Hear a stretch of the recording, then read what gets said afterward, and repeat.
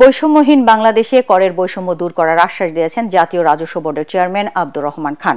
তৈরি পোশাক খাত সহ অন্যান্য খাতে করের হার বাড়ানো হবে বলেও জানান তিনি। এনবিআর ভবনে প্রাক বাজেট আলোচনার সময় আরও বেশি কর ছাড়ের দাবি জানান ব্যবসায়ীরা। শারফুল আলমের রিপোর্ট। আসছে অন্তর্বর্তীকালীন সরকারের প্রথম বাজেট।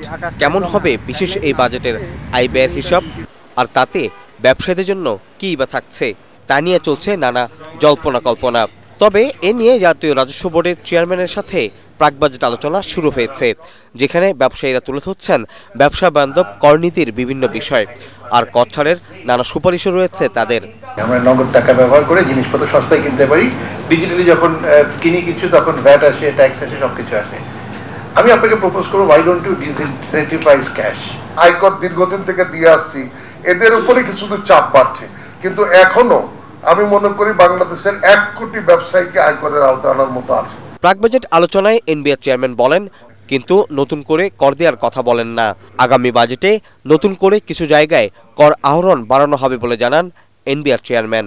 ট্যাক্স ছেড়ে দিলেই এর বেনিফিটটা ভোক্তাদের কাছে সরাসরি গড়ায় না, এর একটা বড় অংশ আবার বিজনেস পিপলদের হাতে থেকে যায়। এই একটা ওয়াইড স্প্রেড কমপ্লেন কিন্তু আছে, যদি এটা হওয়া উচিত। আপনাদের চোখগুলোকেও আমাদের এনবিআর এর চোখ হিসেবে কাজে লাগাইতে হবে। যাদের অ্যাবিলিটি আছে প্রত্যেককে কিছু না কিছু কন্ট্রিবিউট করা উচিত।